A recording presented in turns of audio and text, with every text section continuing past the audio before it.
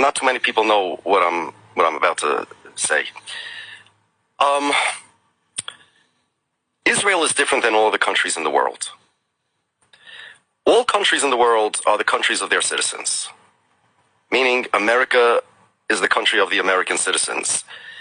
Italy is the country of the Italian citizens, France the country of the French citizens. If you're here and you're not a citizen, you can have certain rights, but America is not really your country, right? Nationality and citizenship the concepts are basically the same thing, or they are a total overlay on a Venn diagram. An American means America's your country. Because you're an American citizen, you are an American national, okay? Your ethnicity is a different story. Israel is different. Israel doesn't really exist except as a legal fiction by Israeli law. This is vital for people to know. According to Israeli law, there is no Israeli nationality. There is Israeli citizenship, but there is no Israeli nationality. According to Israeli law, there is only a Jewish nationality. What I mentioned previously, that the goal of Zionism was to change Judaism from a religion to a nationality. It was the state of Israel did not create a new Israeli nationality, a new Israeli nation. It is the nation state of the Jewish nationality by Israeli law. So that means, number one, there does not exist an Israeli nationality. There are Israeli citizens.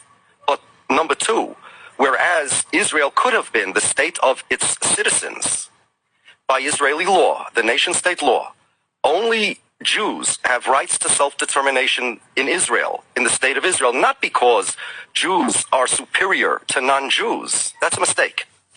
If Israel would be the country of all its citizens, just some are superior and some are inferior by virtue of their being Jews, then that would be correct.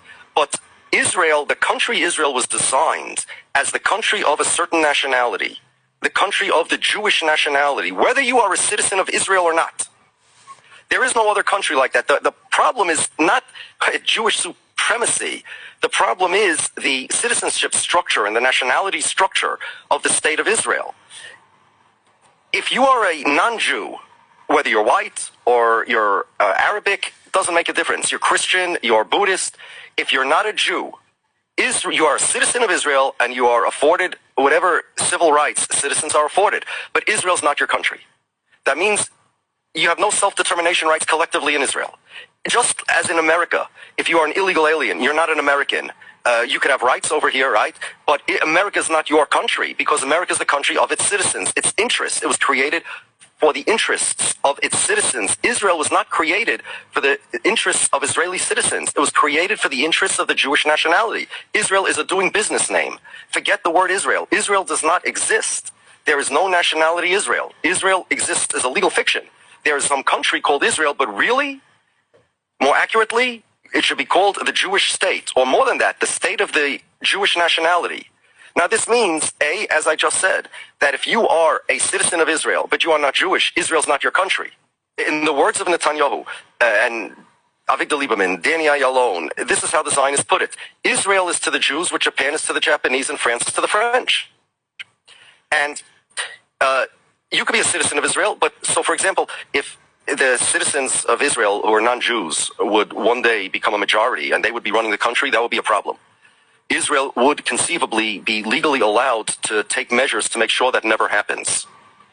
Because Israel's the country of the Jews, imagine if illegal aliens in America, people who are not Americans by law, would one day take control over America. Well, we can't have that. America is the country of its citizens. You can't steal America from the Americans, although we give you rights. So too, non-Jews can't steal the Jewish state from the Jews. It belongs to the Jews. Now, whereas anybody can become naturalized an American citizen, how do you become a Jew? You see, if I move to Italy and I imbibe in Italian culture and speak Italian language and fly the Italian flag and sing opera music or whatever, Italian culture is, after 1,000 years, my children's children's children, they're regular Italians. In Israel, if you're not Jewish, you could be the biggest Zionist, like the Jews, for example, who are total Zionists. You could be a total Zionist. You could fight in the Israeli army. You could be a Supreme Court justice. Yes, certainly, the individuals have such rights. But Israel will never be your country because you will never be a Jew, even after 1,000 years. And therefore, Israel would have a right to make sure that the demographic threat, which is how they call it, of non-Jews outpopulating the Jews should never take place, which is why they don't annex Gaza and the West Bank the way America did to Mexico when it became Texas, for example. And you take the Mexicans and now they're Americans. Israel can't do that.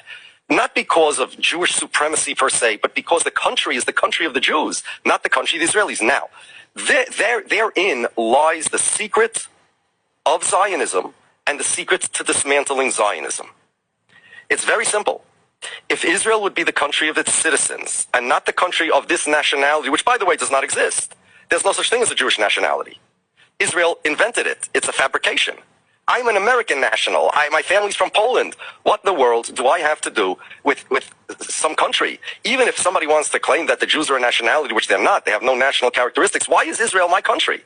See, Israel claims to be the nation state of all Jews, including Jews that don't live there. Israel has laws that give preferential treatment to Jews outside of Israel, in the sense that, in theory, if there's somebody that harms a Jew outside of Israel, they are subject to Israel's penal system, in theory.